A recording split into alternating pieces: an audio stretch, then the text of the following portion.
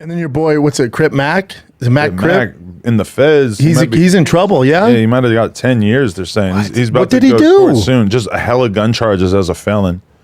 He was just holding guns as a felon? Yeah, I mean, he's the kind of guy, like, you know, there's a very famous gang in LA called the Hoovers. Yes. He has Hoover Killer tattooed on his forehead. Have you never seen this guy, Brian? No. He's such Just a to put character. it in perspective. He's such a... Jesus. I know. No, I love how the fake AI photos show up before a lot of the other But he looks crazy. I know you look at him and say Jesus, but he's so likable. There's something lovable about Great him. man. Yes. Really? You can tell he's like a good person, Yeah. but he's so unique. The way he talks, like play a clip of him talking, Chin, so Brian can hear it. The way he He talks. had a ghost gun, which I guess is like a very, very serious charge. But I only say that he has that shit tattooed on his forehead to say that he realistically is in more danger than most people. So him having a gun, you know. Because he's Panel. I'm not talking about baseball or basketball. Hood. What are you talking about? Shorty tweaking on King David. What's happening? Hey, yellow tape. Hood. What? So you're consumed with your ops today? Is that's what's going on Part here? of gangbanging. Right, but you seem like you were like extra eager to bring up how much you hate the other side there for a second. What other side are you talking about? I don't. I mean, you tell me. I don't know who you got issues with. Yeah, we on the tour on video. He's a character. what the fuck? Hey, he's a character. What I a never watched that shit back, so it's it was kind of shocking. Like, whoa, what was he going through that day? Yeah. I mean, he said he has schizophrenia, so I feel like that's partially That explains looks a little bit that. like Tourette's. Yeah, I don't know exactly. And when it comes to gangbang, like he's about that life. Like he's an actual gangbanger. Yeah, he ain't fucking around. Yeah. So it's like, you know, he realistically has very dangerous people that want to kill him. So he's moving around with guns. That's the whole trap that the justice system gets you into is you catch a felony, you can never have a gun. I mean, he's a fucking, he's just waiting for it if you don't got a gun on him. Realistically, even him having a gun, he's in a lot of danger. So, but they put you into that position where you can't defend yourself, and for him. And do you feel any danger being associated with him, around him all the time? No.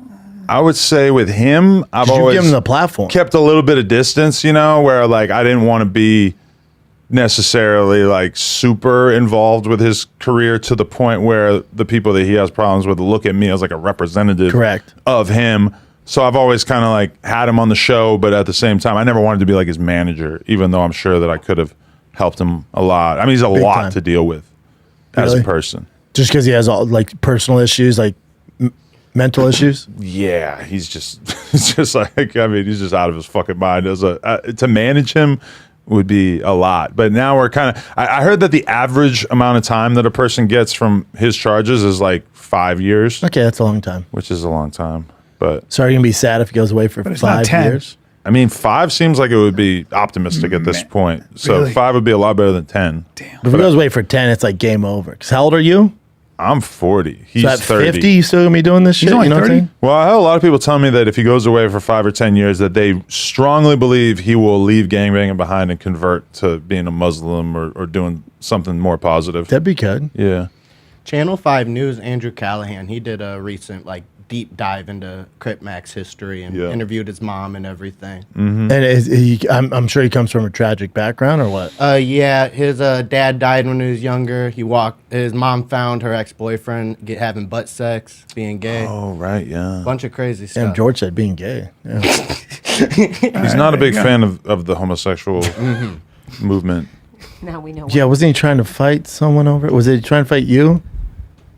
I've said a lot of gay shit to him. Yeah. He quite often got gets mad. triggered to the point of nearly wanting to attack me. Yeah. You're like riding that line, you know? Yeah.